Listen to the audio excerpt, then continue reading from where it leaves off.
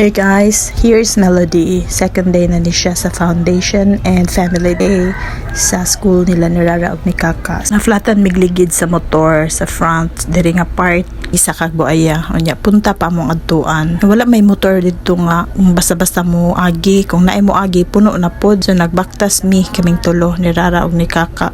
Nya init kay mga alas 10 naman. So itom ko si Riri ni Kuyog ni Mama Laling sa Kagwait kay birthday pod ni Attorney Jeff kapag umang ko ni Wiwi. Supposed to be magdala mi og lunch para sa family day nilang Rara ug Kaka pero na may invitation si Attorney Jeff pero sa Kagwait lang. Ato misa nagplano mi sa Kagwait na may maniud to kay libre man.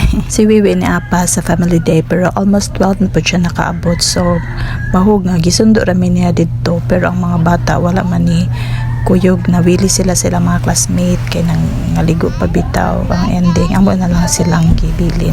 Pag-abot sa Kagwait wala pud minahimutang sige migtawag sa mga bata ko okay ra ba sila nya dili pud tubagon kay nalingaw na jud siguro sila didto. So since wala ang mga ate ako nagbantay ni Riri sa dagat wala pud ko naligo. At first nagkahiyaan pa sila sa anak ni Balot nga si Ada pero kadugayan friend na sila wala sila istoryahay murag mata-mata lang ilang istorya ba. Puro sila dili kalitok sila pero mga mama ray makasabot ibo na kayo sila kay na-start na ugtaog bigyan na sila ilagpot-lagpot sa bawd nya si Wiwi nibalik raman dayon siya after paniud to so iyang gisusi dito sa lapas kung naana ba sila Rara ug Kaka salamat sa Ginoo kay naana sila dito nakisakay sila sa car nila ni Sarah iyang classmate.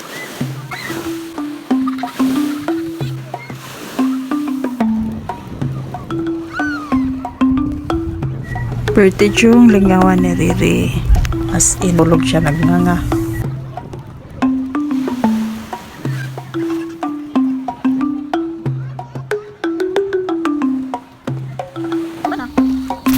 niya ako nibalik ko sa Bayabas pagkagabi kaya akong gikuha ang motor kay na okay na daw ayaw ni Papa. Mga mama, thank you for watching.